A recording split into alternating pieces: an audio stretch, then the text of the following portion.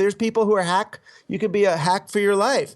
And part of the reason you regulate an industry is so that the land and labor are not destroyed in the process. So if you completely deregulate cabs in New York, you end up with traffic jams, which is what you're getting now because of all the Uber cars there. You end up with vehicles that aren't equipped to deal with handicapped people. They don't have to take people in a wheelchair, or black people if they don't want to take black people. There's no regulation. There's no rules.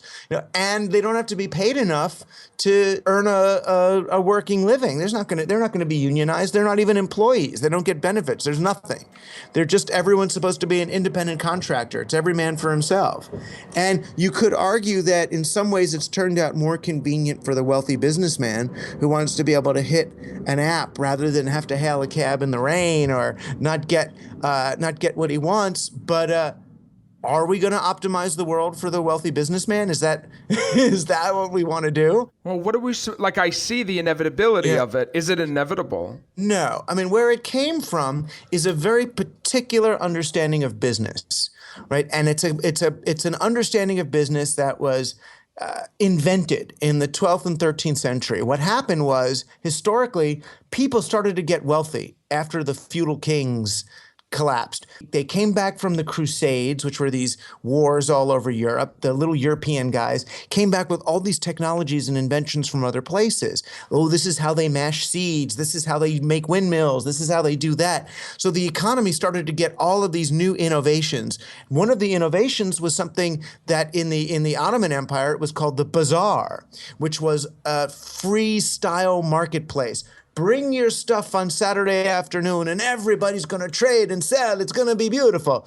So they had these big market days. And for the market day, they had a kind of currency that was like a poker chip. It wasn't worth anything, but it helped people trade. So it really wasn't worth anything at the end of the day, but it was a system. We don't need to go into how it works, but it was a kind of money that you don't borrow from a central bank, but a kind of money that you earn into existence, or you give someone a credit on what he's going to sell that day so that you get the market moving.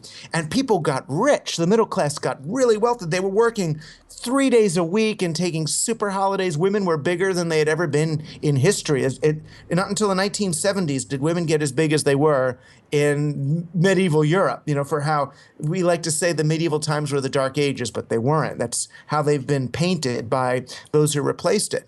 And the aristocracy, the wealthy people, were really upset that regular people were getting rich. So they put in mechanisms to prevent the rise of the middle class. One of them was central currency. You weren't allowed to use market money and you weren't allowed to trade. You had to borrow money from the central bank at interest. In order for me to buy something from you, I had to borrow money from King Joe and then pay it back to him with interest. Once you're paying back things at interest, you have an economy that has to grow by the very nature of interest. Wow.